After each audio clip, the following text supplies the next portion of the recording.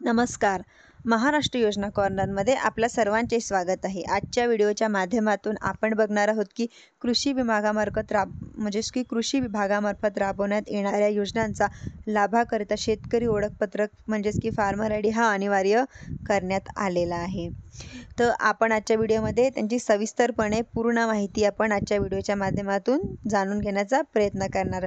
कृषी विभागामार्फत राबवण्यात येणाऱ्या योजनांचा लाभाकरिता खरं तर फार्मर आय डी शेतकरी ओळखपत्र अनिवार्य करण्यात आले आहे. विभागामार्फत शेतकऱ्यांसाठी राबवण्यात येणाऱ्या सर्व योजनांसाठी हा फार्मर आय डी अनिवार्य करण्यात असल्यामुळे त्याबाबत सर्व संबंधित पोर्टल, संकेतस्थळे, ऑनलाईन प्रणाली इत्यादीमध्ये सर्व संबंधित नियंत्रणासाठी समन्वय साधून आवश्यक ते तांत्रिक सुधारणा करण्याची कार्यवाही आयुक्त कृषी यांनी करावी. शेतकरी ओळखपत्र क्रमांक, त्यांच्याशी संलग्नित डेटा की जमीन, जिओ रेफरन्स, पार्सल डेटा आणि त्यावर वर घेतलेली पिके, DCS या कृषी विभागामार्फत वापरण्यात असलेली विविध ऑनलाईन प्रणालीशी ॲप्लिकेशन प्रोग्रामिंग इंटरफेसद्वारे ग्रीस्टॉक या प्रणालीने जोडण्याची आवश्यक कार्यवाही आयुक्त, जमाबंदी तथा संचालक, भूमी अभिलेख, महाराष्ट्र राज्य, पुणे व कृषी आयुक्त